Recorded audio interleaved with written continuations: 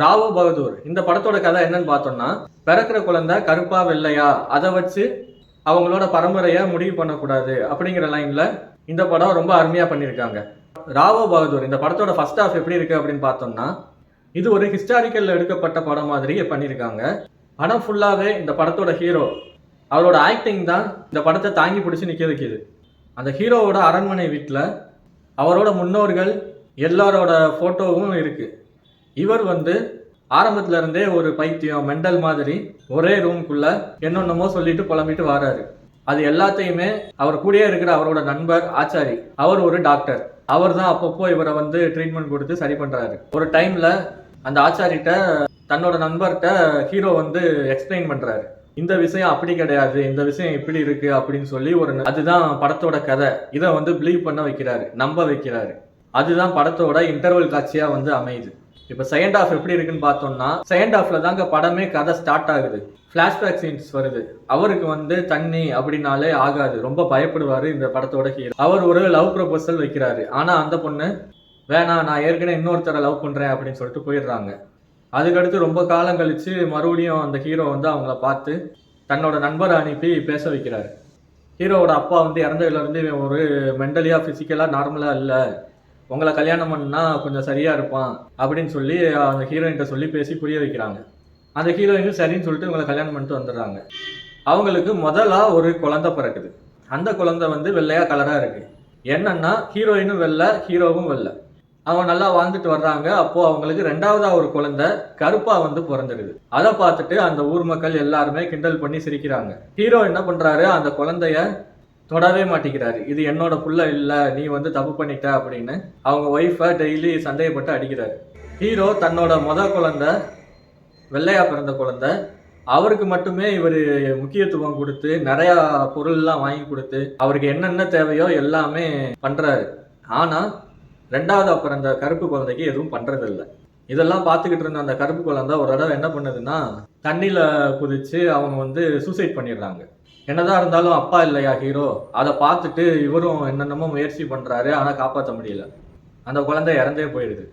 அந்த சோகம் தாங்க முடியாம அவங்க அம்மா என்ன பண்றாங்க, ரூமுக்குள்ள போய் கதவை பூட்டிக்கிறாங்க. அவங்க பூட்டினது தான். அதுக்கப்புறம் அவங்க அந்த ரூமை விட்டு வெளியே வரவே இல்லை. இப்ப ஹீரோக்கு அதை நினைச்சு மென்டலியா டார்ச்சர் ஆகுறாரு. அந்த கருப்பா பிறந்த குழந்தை என்னோட குழந்தையா தான் இருக்கும், அது என்னோட குழந்தை தான் அப்படிங்கிற ஆர்கியூமெண்ட்ல அதை எல்லாத்துக்குமே நிலநாட்டி காட்டணும் அப்படின்னு ஹீரோ என்னென்னமோ பண்றாரு.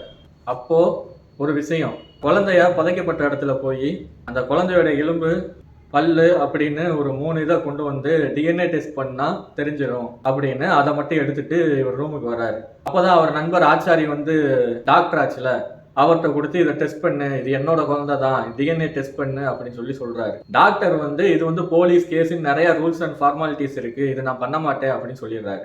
இப்போ படம் கிட்டத்தட்ட கிளைமேக்ஸ் நெருங்கிருச்சுங்க. போலீஸ் அந்த குழந்தைய கொன்னது அவங்க அப்பா தான் அப்படின்னு கேஸ் கொடுத்துருக்காங்க. அந்த கேஸை பத்தி நான் விசாரிக்கணும் அப்படின்னு போலீஸை இன்வால்வ் பண்ணி ஹீரோவோட நண்பர் அந்த டாக்டர் வேணும்னே இந்த விஷயத்த யாருக்கும் தெரியாம பண்றாரு. அது எல்லாமே படத்துல ட்விஸ்டா தான் காட்டியிருக்காங்க. அதுதான் அந்த ஆச்சாரி டாக்டர் பண்ண விஷயம். ஏடா அது கதை எல்லாத்தையும் சொல்றான், ட்விஸ்டான விஷயம் எதுவும் சொல்ல மாட்டேங்கான்னு நினைக்கிங்களா? ஃபைனல்ல சொல்றேன், கொஞ்சம் வெயிட் பண்ணி பாருங்க. இப்படியே கதை போய்கிட்டு இருக்கும்போது என்ன நடக்குதுன்னா, ஒரு வழியா கோர்ட்டு கேஸுன்னு போய் அந்த டிஎன்ஏ ரிசல்ட் வந்துருச்சு. அந்த டிஎன்ஏ ரிசல்ட்டுக்கு அவங்க அப்பா ரொம்ப வெயிட் பண்றாரு. படத்தோட ஹீரோ டிஎன்ஏ டெஸ்ட் கோர்ட்ல ரிசல்ட் சொல்லிட்டாங்க. ஆனா அந்த டிஎன்ஏ டெஸ்ட்டை கருப்பா பிறந்த குழந்தை இவரோட குழந்தை தான் டிஎன்ஏ டெஸ்ட் ரிசல்ட்ல சொல்லிடுறாங்க. அந்த சீட்டை வாங்கி ஹீரோ கையில பாக்குறாரு. பார்த்துட்டு சந்தோஷமா சிரிச்ச மாணிக்க இறந்து போயிடுறாரு. மறுபடியும் சொல்றேன், இந்த படத்துக்கு ஃபுல் அண்ட் ஃபுல் அந்த ஹீரோவோட ஆக்டிங் மட்டும்தான் தாங்கி பிடிக்குது. இப்போ இறந்துட்டாரு, என்ன பண்றது அப்படின்னு பார்த்தோம்னா, இறந்துட்டாருன்னா படம் முடியலைங்க. அதுக்கு அடுத்து தான் படத்தோட மெசேஜ் என்ன நடக்குது அப்படிங்கிறது. அவர் இறந்ததுக்கு அப்புறம் ஒரு விஷயம் பண்றாங்க. அதாவது இவர்கிட்ட யாரும் சொல்லாம ஒரு விஷயம் வச்சிருக்கீங்க அப்படின்னா அதை சொல்லிருங்க, இறுதி சடங்கா வச்சு முடிச்சிருவோம் அப்படின்னு சொல்லி சொல்றாங்க. ஃபர்ஸ்ட் அவங்க ஒய்ஃப் அவ காதுல ஒரு விஷயம் சொல்றாங்க.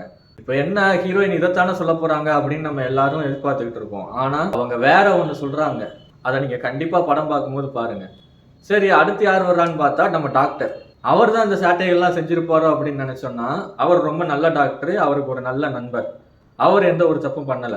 அவர் இன்னொரு மிகப்பெரிய ஒரு விஷயம் சொல்றாரு.